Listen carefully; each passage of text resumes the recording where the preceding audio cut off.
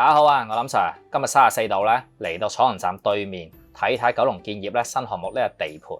嚟到現場先睇到咧，有兩個咧出邊望唔到嘅地方。第一，背後見到個商場咧設計比想像中大啊，就咁望過去咧應該7至8層嗱。書講係60萬平方尺，但係而家睇過去咧應該可以大到咧改變到成個九龍東嘅人流，為成個彩虹咧第時將會有區分咧嘅配套升級㗎。至於第二咧，從而家近嘅位置先睇到呢棟樓嘅底座應該已經高過晒附近嘅單棟樓天台，無他，因為城規會批到呢棟樓總高係224米左右，係已經高過普遍咧出邊好多樓批到嘅180米。而咧由於底座咁高，所以你買低層嘅景觀係唔會受到阻擋，買底層咧都勉強 OK。嗱，呢個項目總共有5座，不過咧有啲面向咧將來要避免買嘅，聽埋落去你就知啦。個補地價方面咧，係貨足金俾政府啊，96億幾，而補地價金額嚟講咧，都係頭幾位高，可能亦都因為咁咧，令到佢批出個高度比其他住宅高啦。咁啊，好似奧雲風或者龍門咧，即係屯門嗰個啊，都係批到180米，而佢200幾米高咧，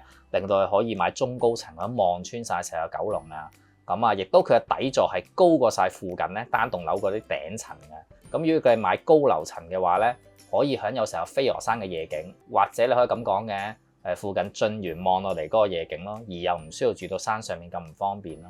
咁呢項目調翻轉向西望虎山道運動場個景觀都開揚嘅，不過咧樓下有啲缺點，就有啲牛池灣村嘅村屋住得村屋咧，魚可能會有啲狗叫聲嚇，但係佢底座高，應該你就算買低層應該唔會太應聲。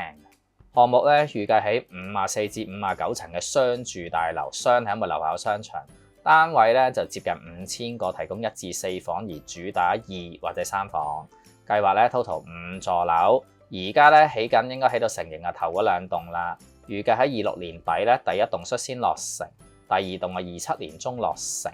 咁而咧剩低個3棟咧，我估個地盤嘅坐向影過去啊，一棟係會近山。咁因為咧已經見到係落咗鋼條去巴住晒斜坡個位，做到護土牆嘅角色。應該嗰度會起樓㗎啦，亦都見到矮矮地咧頭2、3層咧起咗上嚟，咁估計地基做好晒。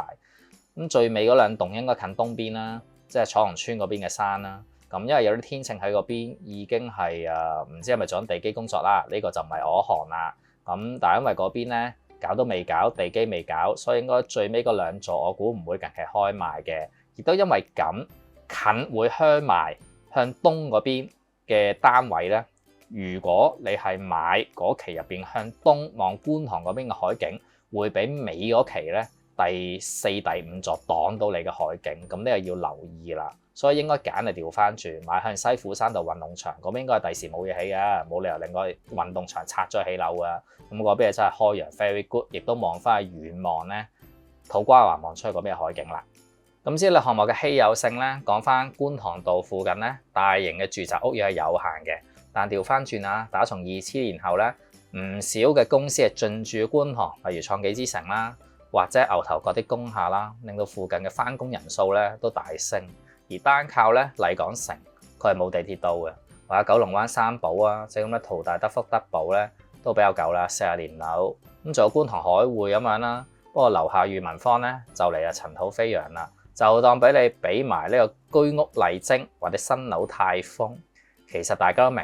都唔夠供應翻咧近觀塘翻工嗰紮客嘅，所以預期咧呢個盤係會有人入飛嘅，開價我諗都2萬尺樓上噶啦，可以參考翻啦。炮裝細3房咧就18萬左右，我諗應該未必高過呢個價。但調翻轉啊，觀塘海匯嘅2房咧500幾尺做緊1000萬，3房800幾尺做緊1500萬，佢又應該唔會平過呢個價，咁所以喺2者中間咯。咁你見九龍建業個盤咧開得4房開質，咁即係都有打算呢入去吸貴客噶啦。咁啊，所以佢開嘅尺價唔會太平。調翻轉啊，土瓜灣首岸，你見有幾個開4房呢？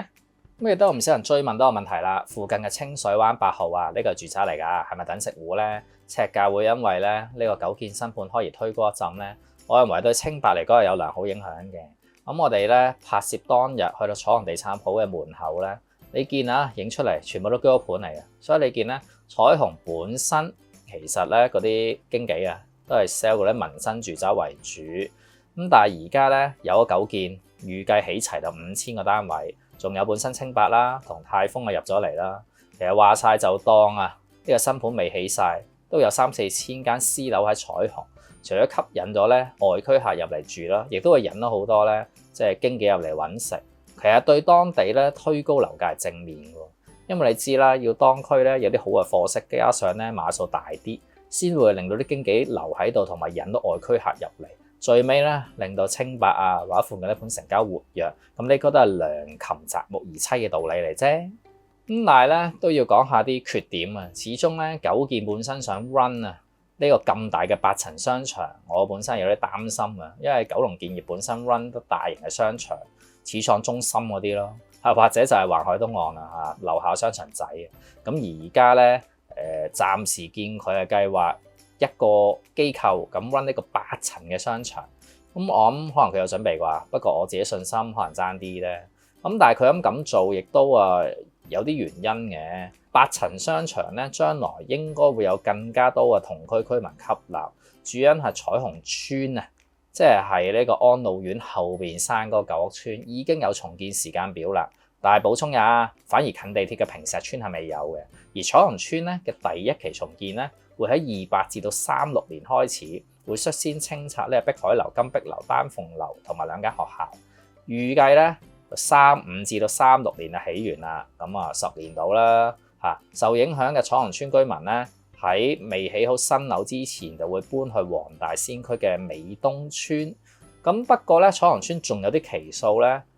要拆埋再起，搞掂晒要2046年左右先完成嘅。咁2046咧，應該林 Sir 咧都拎咗樂悠卡啦。到時我搭住2蚊地鐵再同大家講下咧，即係2046嘅發展啦嚇。不過短期嚟講咧，5至6年間彩虹邨咧應該就會有咧人口變動，再加上咧呢個地方咁啱就喺西貢咧出九龍嘅路口位置。都應該 cap 到唔少住獨立屋喺西貢嘅 uncle 咧，拍入呢個大型商場消費嘅。總括嚟講，呢個盤開局唔錯，都係嗰句啦。有價單嘅話咧，再加埋你 like 咗呢集咧，到時俾信心我，就會喺一開價單再同大家講呢個盤有咩單位值得揀㗎啦。咁不過咧，暫時都同你總括咗咧邊個面向嘅單位係唔值得諗先啦。今日34度咧嘅實地拍攝到呢度，希望大家咧〜免費嘅，俾個 like 我 like 到條片同 subscribe 翻成間網上投資課程嘅10萬人嘅 channel。咁下集再同大家咧